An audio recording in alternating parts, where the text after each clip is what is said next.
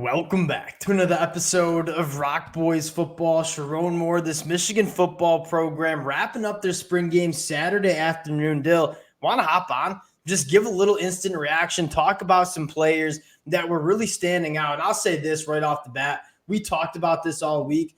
Personally, for me, this was probably my most enjoyable and really most exciting spring game as a Michigan fan. Ton of new faces that are really getting opportunities to put a stamp on what they are going to mean to this program heading into 2024. A lot of guys stepped up, a lot of storylines to talk about. Before we get into it, as always, just want to say thank you to you guys. Massive shout out to the Michigan fans. You guys know the boys love talking Michigan football. The amount of support the Michigan fans have shown truly does mean a lot. One, if y'all do enjoy the content, consider subscribing to the channel. Much more importantly, would love to hear some of your takeaways in the comment section. And Dill, I'll kick it off with this. Let's first start talking about the biggest storyline heading into this game, the quarterback position. What was your overall take on how the quarterback spot looked for this Michigan program?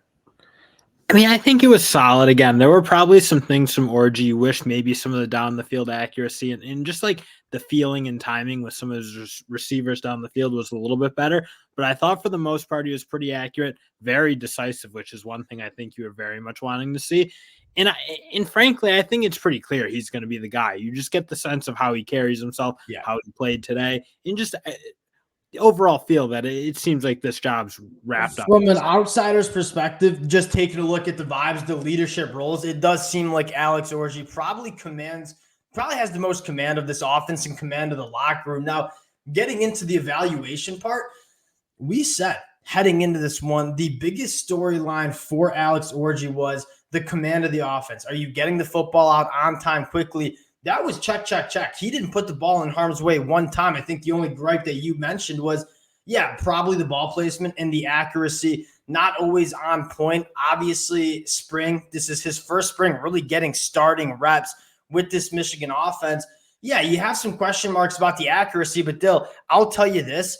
The spring game is not where Alex Orji is going to shine the most, right? This is a guy that when they're blowing some of those plays dead, like we all know as Michigan fans, Alex Orji is probably not going down. I thought he showed really good command. And again, clean up the accuracy. That's probably what you're looking for, Dill. As far as quarterback, too, when we were talking about Jaden Denigal, Jack Tuttle, Jaden Davis, Davis Warren probably looks like the quarterback, too, in this offense for this Michigan program. Yeah, I thought he had that first drive looked really comfortable. Again, kind of similar things for Orji. Ball not staying in his hands as long as some of the other guys. I know you saw Jaden Davis probably do that a bit, holding the ball, it felt like. And again, you don't necessarily know as the guy's open and all that, but I thought the top two, Davis Warren in Alex Orji, again, you just got the feeling ball was coming out. Davis Warren played great, and I think we've kind of seen that in a couple spring games now, so it's not stunning necessarily. But yeah, I got the sense, frankly, that to me it feels like it's Orji, Warren, Jaden Davis. That's what I came away with. Yeah, and obviously we didn't get to see Jack Tuttle. Now, moving on, I think I'll pose this question to you. On the offensive side of the football, who is that player that you were kind of looking for to show out, and what got kind of really piqued your interest after watching that game? Well, I think I was looking for who was going to be the offensive lineman who kind of start to be like when you're building that pipeline back up after losing all the guys they're going to lose this year. I thought Nathan Afobe and Jake Ganera played awesome. And those are true freshman Jake Ganera, true sophomore or redshirt freshman, I should say, and Nathan Afobe. But in terms of moving guys around against obviously a very good defensive line, I thought they kind of looked like what I want to see from Michigan linemen who can, when they run the ball inside, you kind of get that 4 yards by default because your offensive linemen get guys off the ball. I thought those two played really You talk well. about why Michigan just seems to always just replenish these offensive linemen, just continue the train. Like, that's why. Like, you have early enrollee freshmen looking like they could start for this Michigan program. I was really impressed with him. Dill, I'm going to go with a little different angle. And I'm going to go Donovan Edwards. I think that is the best we've seen Donovan Edwards run the football. I think we only got 2 drives of him, but downhill, making people miss, knowing when to bounce it out, knowing when to just kind of bang it between the tackles. We never questioned the physical traits of Donovan Edwards. There was a reason he was a 5-star coming into this program. A lot of the questions was the feel for the running back spot, the vision, how hard can you run between the tackles? We know the explosive plays you can bring. And we said this was the first healthy offseason that Donovan Edwards has had. And I'll say this, going into his 4th year with this program, this is the best he's ever looked. And you take a look at what Michigan wants to do. They want to run the football with physicality at the running back spot. Donovan Edwards looks to be a guy that can be an 1,000-yard rusher for this Michigan program. No, and that was going to be huge because, like, obviously you love what you have with Kalel Mullings coming through in terms of how physical he can run.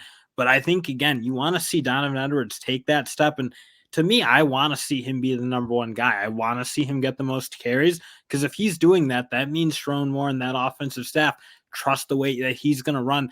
I don't want to say the Michigan way. It feels a little cliche, but, like, again, how you've seen Michigan backs run where it's really physical, falling forward and running through tackles. And that has been the one thing at times you've seen from Edwards because you don't question the explosiveness. We've seen him make those type of plays, hit the home run. But in between the tackles, like, can you run through contact a little bit better? And I think you started to see it towards the end of last year. Again, you saw it in the spring, and the vision was great today, which is that's like the overall feel, like him knowing when to bounce it out and kind of use those burners on the edge and when to be physical between the tackles. He just felt like he had a better feel for that spot. Again, limited sample size. Really optimistic about Donovan Edwards. I say breakout year going into year 4. We all know Donovan Edwards is a stud. Like, the Michigan fans know about Dono, but I think you might see the best version of Donovan Edwards going into 2024. Another guy that I'll quickly shout out on the offense, I want to talk a little bit about the pass catchers, Marlon Klein.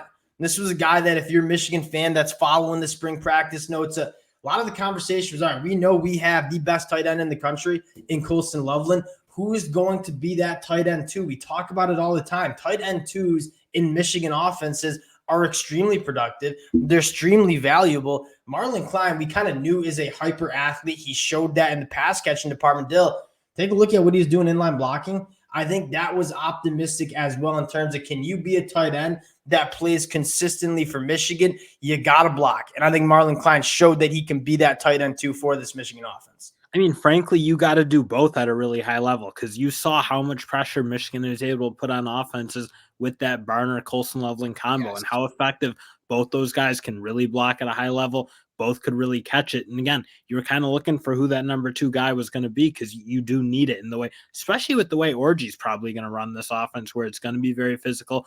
A lot of tight end. I think tight ends blocking both inline and blocking in space and needing to be athletic and using that to put pressure on teams. I think that's going to be a big part of what they do. So you want 2 of them. Again, we've all kind of heard Marlon Klein was that guy. They've been saying it. I think to put it on the field, again, block really effectively, make a couple nice plays in the past too. I kind of expected him from like what you heard out of spring practice. All right, we're going to see a hyper athlete, dangerous weapon in the passing attack. I think my question was, all right, how do you look blocking? Because you're not going to play in this Michigan offense if you can't get it done there. Big number 17, Dill, pretty much looks like Braden McGregor. I thought we just kind of switched Braden McGregor, put him at tight end. He looks really good. He looks the part. You look at the wide receiver position, Dill, Freddie Moore, a guy that we were kind of banging the table for during the offseason. It was nice to see him hit some explosives. Tyler Morris, I think, could kind of break out in 2024. The movement skills are a little bit different. I still am in the camp that maybe you just want to add one more wide receiver to this Michigan room because, again, it's not a very experienced room. Tyler Morris is the veteran, quote unquote, going into his year 3 with this Michigan program. We'll see kind of where they go in the transfer portal. Now, you look to the defensive line, and Dill, I'll say this first. We know what we have with Derek Moore, Kenny Grant, Mason Graham, Josiah Stewart. I guess I'll start with your biggest takeaways. I think one of the storylines here is Wink taking over the defense. I think, what were your takeaways from the defensive side of the ball for this Michigan program here? Well, I think one thing you kind of saw, especially kind of just holistically, a little bit more of that positionless sort of scheme. Yes. Man, Michigan kind of last year, you're probably going to see some similar things, but very much that Wink style where guys were lined up, not necessarily very, like, let's say base formations, typically a lot of different movement. And especially with the blue team, I felt like that was kind of what Wink was calling. And I thought they were really kind of getting active with different blitzes, overloading one side, not sending guys. And I think that's going to be important to kind of see who develops as those outside linebackers because they're going to have a lot on their plates. You kind of saw them dropping in coverage, being asked to rush. I thought Breon Ishmael played really good at that position. So, again, I'm kind of interested to see who they go with at those spots. And in Derek Moore making a nice play, doing the seatbelt with, can't remember what wide receiver it was, but I know he was talking a little bit. I think it was Frederick Moore. but doing those type of things. So I'm kind of interested to see how those outside linebackers, let's say, play in that position, because they have a lot on their plates. My biggest takeaway is like you're not going to see much difference. Like this is a very similar defense in terms of the complexities of this unit. A lot of different formations. You saw some 5-2s, you saw some 3-3-5. Like it was a lot of mixed up personnel, a lot of different looks, and we kind of knew that was Wink Martindale's MO until I think the last word I described, pressure. Like this is not going to be a defense that is not playing aggressive, trying to create negative plays. We're going to be turning the ball over. We're going to be creating negative plays. You don't normally see defenses bring the amount of heat during a spring game. Wink Martindale, calling that blue team defense, was not playing any games in terms of the pressure packages. And you looked at that Michigan offensive line and said they struggled with a couple of the different looks that you saw. Getting more into the personnel perspective, Dill, TJ Guy was a guy that, again, we heard really good reports of all spring practice, and this was a big deal. Like, again, we know what we have with our first 4 guys. What is the depth going to look like? I thought TJ Guy looked really good. I thought Cameron Brand looked really good. Kayshawn Bennett looked really good. You talk about the depth on the defensive line, something that I thought made Michigan so special in 2023. I think you're going to see an awfully deep group on the line of scrimmage once again for this Michigan program. Yeah, and especially on that edge rusher spot, I thought that group showed that their guys behind played really, really good. And you obviously didn't necessarily get to see Rayshawn Benny and some of those depth pieces on the inside.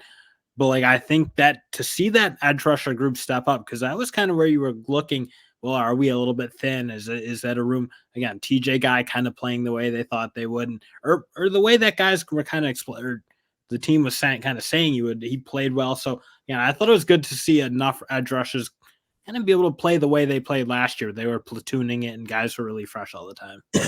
Linebackers, I think you know what you got with Jayshon Barman, Ernest Hausman. I'll say this: Cole Sullivan, like a super slept-on kid coming out of high school, 3-star according to 24/7 Sports. Might need to add some weight as he goes into year 1 of this Michigan program. Going to be a hard guy to keep off the field. And he kind of fits what Wink Martindale wants to do because he's long, he's wiry. He can do a lot of different things. You saw him come off the edge. You saw him stick Amir Herring, put him in the dirt. Physicality, the ability to play in space and carry, I believe, Zach Marshall up the seam. You got a lot of responsibilities in the modern day of college football at that linebacker position. And Cole Sullivan, whether it's in 2024, whether it's 2025, 2026, I think we got a real one at that linebacker spot. Then you move to the back end, Dill. I think I'll give you the first crack at this. The guys that stood out to you in this Michigan secondary, which largely was our biggest question mark for this Michigan defense. Well, Zeke Berry was the obvious one. Sherrone Moore Dog during but just making plays around the line of scrimmage, that ability to be a little bit versatile, play both that high safety, come down and play that nickel role.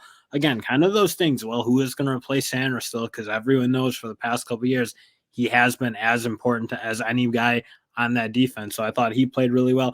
I thought Jair Hill looked really good. I thought for the most part, he looked pretty sticky, tackled pretty well. So I thought he played really well. So again, you're kind of the one spot I think that's sort of open is that other boundary. So that's interesting. I'd push back and say, I thought DJ Waller looked better than Jair Hill personally too. I'll say this from like a between the ears standpoint.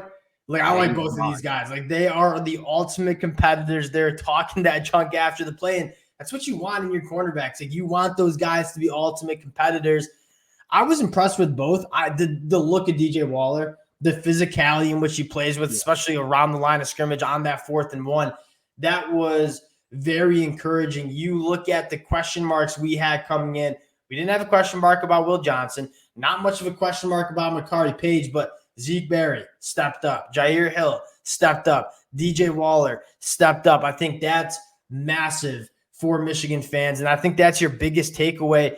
I'm fired up. I think still I don't know if there's that much work to do in the transfer portal. We normally wind these down by talking about moves to be made in the transfer portal. Maybe another wide receiver. This Michigan team looking very good heading into 2024. We'll close it on that. We'll do some film studies kind of during this week with this Michigan game. Again, Michigan fans, appreciate you guys rocking with the fellas. If y'all do enjoy the content, consider subscribing to the channel. We'll talk to y'all later.